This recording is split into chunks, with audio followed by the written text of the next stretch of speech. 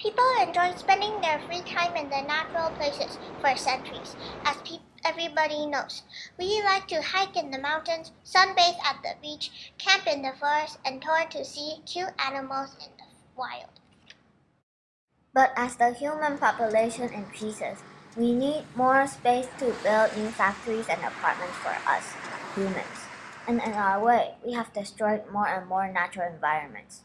Today our topic takes a look at how we can save the planet. We're at Kaohsiung American School, and we've interviewed some of our teachers to see how we are destroying the environment and how we can help. First, we asked them, what is the most harmful thing we are doing to the environment? Oh, that's a tough question to start out with. I would say for me personally, is the abuse of the natural resources that we have. One thing that people do to impact the world in a negative way, and that's the question? Let's see, in a very general way, I would say that it's using non-renewable resources irresponsibly. In other words, so not really paying attention to how many resources are being used and whether they can be renewed. That's a really general thing. It could be timber, it could be ore, it could be gas. It's all sorts of things, but that's the most general.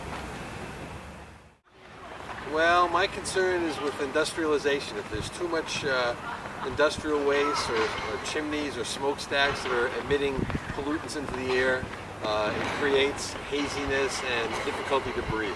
So that's what my concern is. I think the worst thing is that they are overusing the Earth's natural resources. They're using too much, too fast, and then because of that, they're creating a lot of waste problems. Probably the worst thing they're doing is altering the atmosphere. We're putting so much carbon dioxide up into the atmosphere that we're changing the way that our climate is working. And by doing that, we're not being able to grow as much food as we need to and to support the 7 billion people on the planet. Next, I asked them, how can we help to reverse this problem? Here are their answers. More responsible as a society. I think each individual has a role to play, so we have to reflect on what we do to waste and try to stop doing that. Solutions to the problem are? Well, I think the solution is just to become conscious of what you're using, to always be thinking about what are you using and can it be replaced easily, and is it renewable? Well, I think if people look at ways of filtering what they're producing, and anything leaving a factory and goes into the atmosphere is filtered and clean, then I think we'll be better off.